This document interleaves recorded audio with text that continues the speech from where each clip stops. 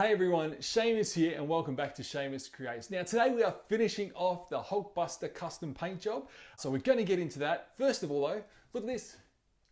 I got a microphone. Some of the feedback that I got on the videos was that I didn't sound very good. So let's give this a go. Hopefully it'll be a bit better. All right, so today what we are doing, we are going to do some dry brushing.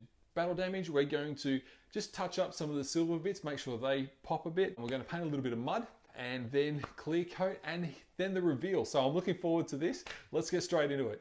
I'm still not going to show you the whole of the HulkBuster because I do want to have that reveal. So that's why we've got this extreme close up, just so you can see the bits that I'm dealing with. So what I'm doing is I've got this stuff here.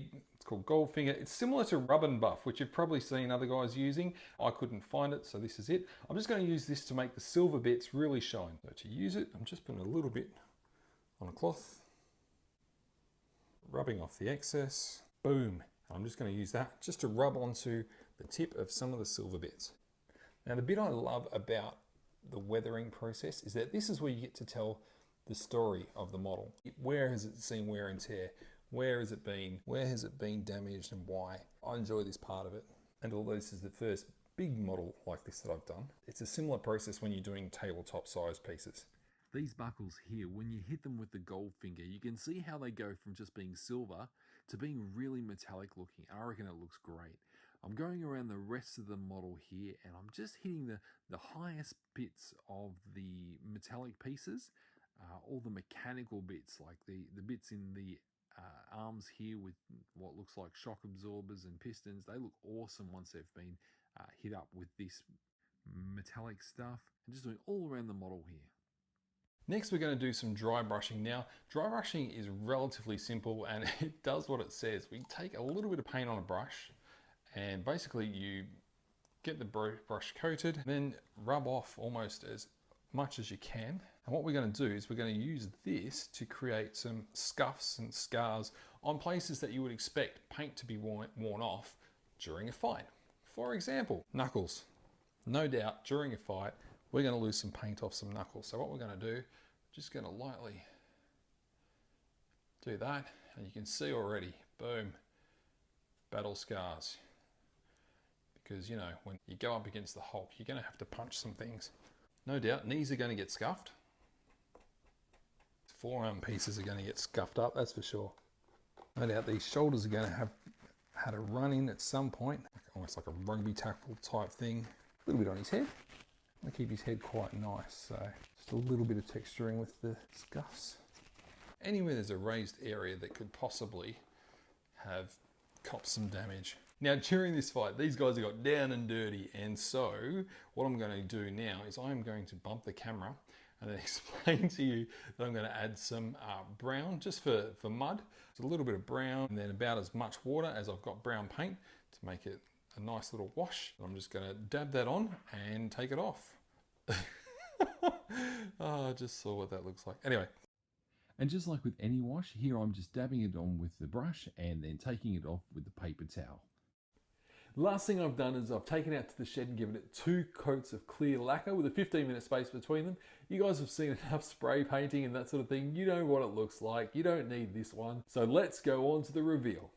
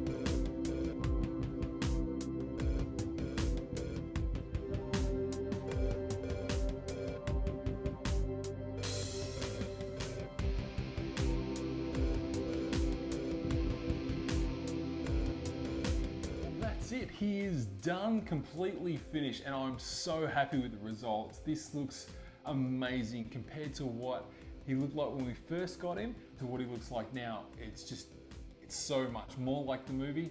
When we were talking about LEDs earlier on, I think these were the best solution. I worked out that the lights in the movie, if they're just standard lights not doing anything, they're white with that sort of blue tinge.